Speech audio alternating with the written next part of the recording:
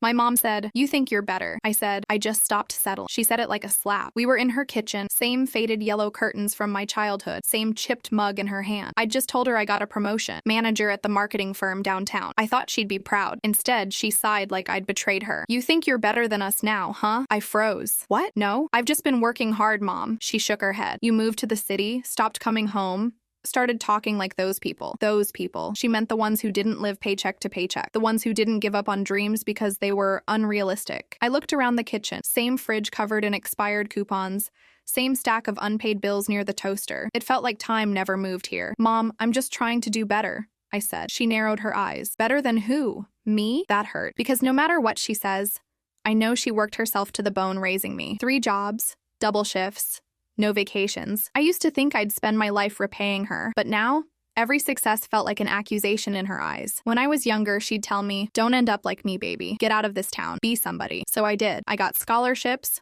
worked through college, stayed late, saved every dollar. And when I finally did what she told me to, she started resenting it. That night, she slammed her cup down. "You used to be humble." I bit my lip. "I used to be scared, Mom. You taught me to survive, not to live." Her face softened just for a second. Then she turned away. "You think you're better?" I stared at her back, the slump of her shoulders, and for the first time, I realized something. She wasn't angry because I changed. She was angry because she couldn't. When I left that night, the sky was dark, heavy with rain. I sat in my car for a while, crying quietly, not because she was cruel, but because I finally understood the kind of exhaustion that builds a wall between generations. It's easy to say, "I just stopped settling." It's harder when the person who taught you strength feels left behind by it. 2 weeks later, I came back with groceries, flowers, and a handwritten note. It said, "You made me strong enough to leave, but I'll never forget who showed me how to fight." She didn't say much when she read it, just nodded. Tears welled in her eyes, but she turned away before they fell. We didn't fix everything. We probably never will. But now, when she says, "You think you're better," I just smile softly, because she doesn't know. Everything I am is because she refused to settle long before I learned how not to. But I see her more now. I stop by on Sundays with takeout and laundry detergent. She still won't admit it,